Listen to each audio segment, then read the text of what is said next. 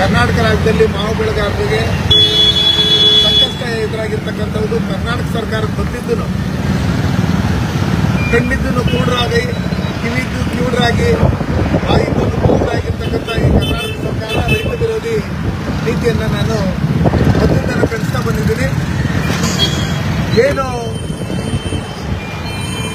ಕರ್ನಾಟಕ ರಾಜ್ಯದಲ್ಲಿ ಬೆಳೆಯುವಂಥ ಮಾವು ಬೆಳೆ ದೇಶದಲ್ಲೇ ದೊಡ್ಡ ಮಾವಿನ ಮಾರುಕಟ್ಟೆ ಇರ್ತಕ್ಕಂಥ ನಮ್ಮ ಕೋಲಾರ ಜಿಲ್ಲೆಯ ಶ್ರೀನಿವಾಸಪುರ ತಾಲೂಕಿನಲ್ಲಿ ಇರ್ತಕ್ಕಂಥ ನಮ್ಮ ಚಿಕ್ಕಬಳ್ಳಾಪುರ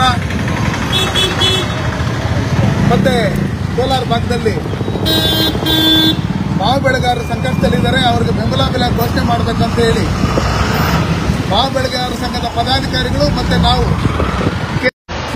ನೀವು ಕೊಡಬೇಕಂತ ಹೇಳಿದಂಥ ಸಂದರ್ಭದಲ್ಲಿ ನಾನು ಸದಾ ರೈತರ ಪರವಾಗಿರ್ತೀನಿ, ಕೇಂದ್ರದಿಂದ ಏನು ಸಹಾಯ ಮಾಡಬೇಕಂತ ಮಾಡ್ತೀವಿ ಅಂತ ಹೇಳಿ ಕೇಂದ್ರ ಕೃಷಿ ಸಚಿವರು ಹೇಳಿದರು.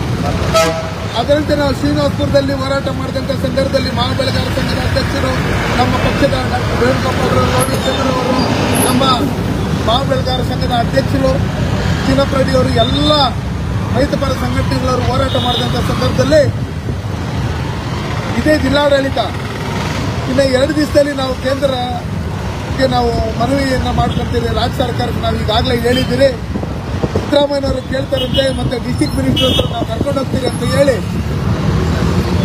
ಅವರು ಪತ್ರ ಬರೆದು ಕೇಂದ್ರದಿಂದ ಒಪ್ಪಿಗೆ ಕೊಟ್ಟಿದ್ರನ್ನು ಬೆಂಬಲ ಬೆಲೆ ನಾವು ಕೊಡೋದು ರೆಡಿ ಇದ್ದೀರಿ ₹2 ಅಂತೇಳಿ ಕೃಷಿ ಸಚಿವರು ಹೇಳಿದ್ರು ಕೂಡ ಇದುವರೆಗೂ ಕರ್ನಾಟಕ ರಾಜ್ಯದಲ್ಲಿ ಯಾವುದೇ ರೀತಿಯಾದಂತಹ ಬೆಂಬಲ ಬೆಲೆ ಘೋಷಣೆ ಮಾಡದೆ 1 ವಾರದಿಂದ ಸತಾಯಿಸ್ತಾ ಇರ್ತಕ್ಕಂಥ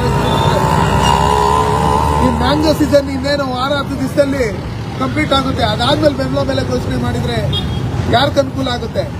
ದಯವಿಟ್ಟು ಸಿದ್ದರಾಮಯ್ಯನವರ ಸರ್ಕಾರ ಇವಾಗ ಆಗಲೇ ನಿಮ್ಮ ಸರ್ಕಾರದಲ್ಲಿರ್ತಕ್ಕಂಥ ಶಾಸಕರು ಮಂತ್ರಿಗಳು ನಿಮ್ಮ ವಿರುದ್ಧವಾಗಿ ಮಾತಾಡ್ತಾ ಇರ್ತಕ್ಕಂಥದ್ದು, ನಿಮ್ಮ ಭ್ರಷ್ಟಾಚಾರದ ವಿರುದ್ಧವಾಗಿ ಮಾತಾಡ್ತಾ ಇರ್ತಕ್ಕಂಥದ್ದು ಪ್ರತಿದಿನ ನಾವು ನೋಡ್ತಾನೆ ಇದ್ದೀವಿ.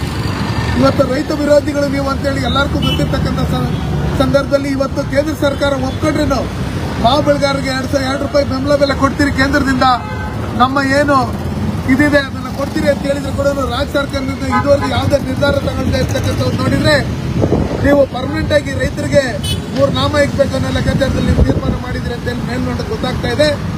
ಅದಕ್ಕೋಸ್ಕರ ಏನು ನಾವು ಶ್ರೀನಿವಾಸಪುರದಲ್ಲಿ ಹೋರಾಟ ಮಾಡಿದಿರಿ, ಇವತ್ತು ನಾವು ಕೋಲಾರ ಹೈವೇಯಲ್ಲಿ ಹೋರಾಟ ಮಾಡಿದಿರಿ ಮಾವಿನಕಾಯಿ ಸುರಿದು.